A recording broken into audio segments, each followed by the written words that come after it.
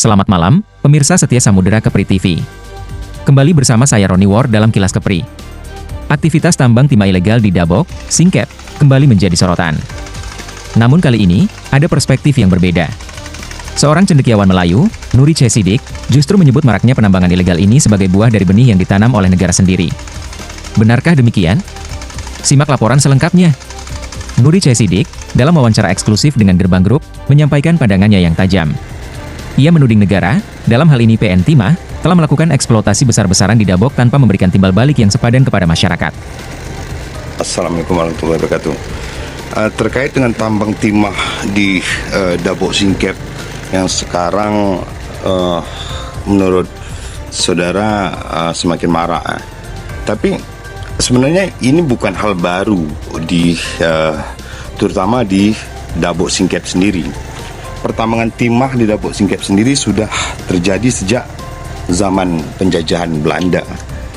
Bahkan raja-raja Melayu telah menjadikan tambang timah sebagai salah satu pundi-pundi kerajaan.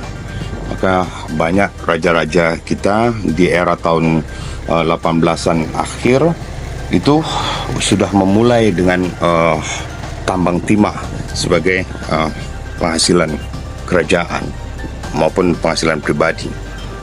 Jadi tambang timah di Dabok Singkep ini sudah ratusan tahun. Kemudian hari ketika kita bergabung dengan Indonesia, maka dibentuklah satu perusahaan negara yaitu PN Timah. PN Timah itu yang sekarang menjadi cikal bakal aneka tambang dan untuk perusahaan timahnya sendiri. Setelah kemarin kita dengarkan heboh kejadian tentang korupsi timah yang begitu besar-besaran.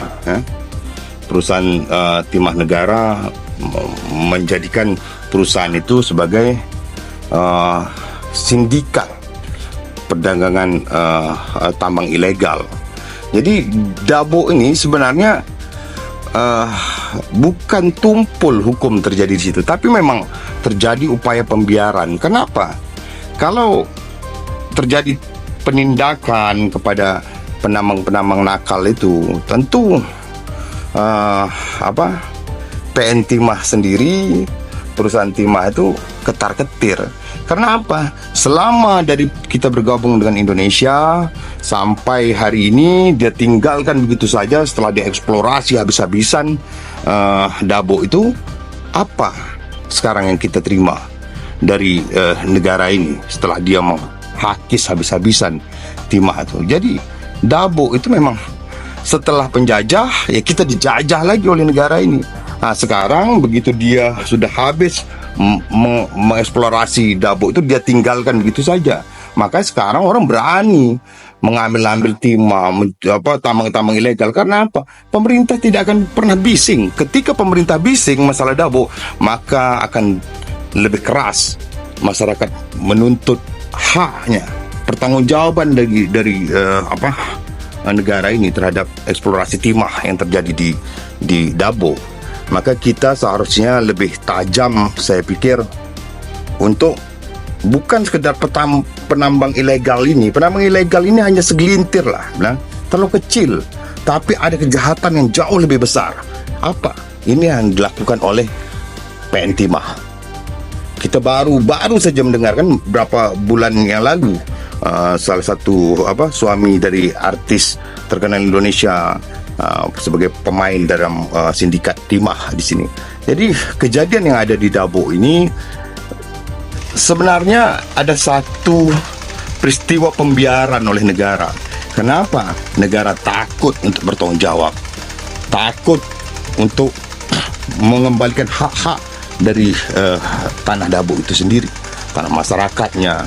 Setelah sekian lama dieksplorasi, apa yang masyarakat Dabok dapatkan hari ini? Tak ada itulah. Jadi kalau kawan-kawan menyoroti tambang-tambang ilegal di Dabok itu, ya saya yakin akan selamanya akan begitu. Kenapa? Negara memang tutup mata terhadap itu. Karena kalau negara bisingkan tangkap penambang-penambang ilegal, justru negara ini jauh lebih ilegal lagi dalam melakukan eksplorasi di sana. Saya rasa itu Pak Roni pendapat saya. Kalau awak minta pandangan saya selaku sejarawan dan budayawan Kepulauan Riau terhadap tambang ilegal di Lingga, di Dabok, maka pandangan saya bukan dari penambang-penambang ilegal yang ada hari ini, tapi kejadian hari ini adalah adalah buah dari benih yang ditanam oleh negara ini dari dulu. Jadi yang harus bertanggung jawab itu negara. Negara ini harus bertanggung jawab menjaga lingkungan Dabok Singkep. Jadi kalau hari ini daerah rentang alamnya hancur, ya mana negara ini harus tanggung jawab kan? Kan sebagaimana aturan tambang, pasca tambang dia harus mengembalikan kawasan pasca tambang. Tapi apa yang dibuat PN Timah? PN Timah seakan-akan kalau Tanjung Batu dan Karimun itu habis timahnya seperti Dabok, pasti ditinggalkan kita.